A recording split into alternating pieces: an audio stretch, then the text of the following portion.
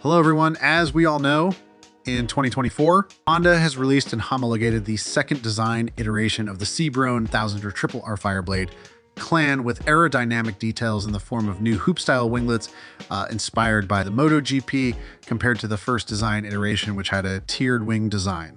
This is also coupled with updates to the engine with the aim of being able to compete and be competitive in superbike racing events.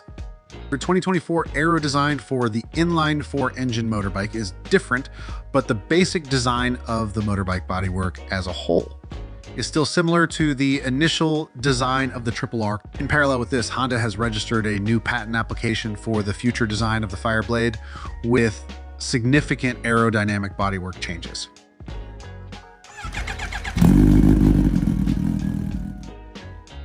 Design details in the CBR Fireblade's new patent application show that a series of more substantial visual aerodynamic revisions are being developed with a focus on increasing downforce while reducing drag. In this future design, the prominent winglets are removed to reduce drag. However, Honda introduced a winglet design on the nose, which aims to replace the lost downforce producing roll.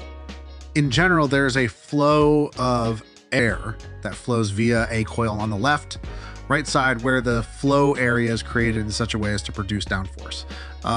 In general, the model is in the Einer winglet style again, and I think I've seen this idea on the Yamaha one. The main idea is to move the downforce generating function of the winglets from their normal positions on either side of the wings on the nose of the motorcycle and push them closer together, directing air to the surface inside the nose itself through a series of intakes and vents. The main component that is visible from this new design is the intake holes that are clearly visible on both sides of the bottom of the windshield right in front of the handlebars. Now that section continues to the cocaine side on the right and left of the front cowl, which Honda has a surface profile like a winglet so that it can produce the required downforce.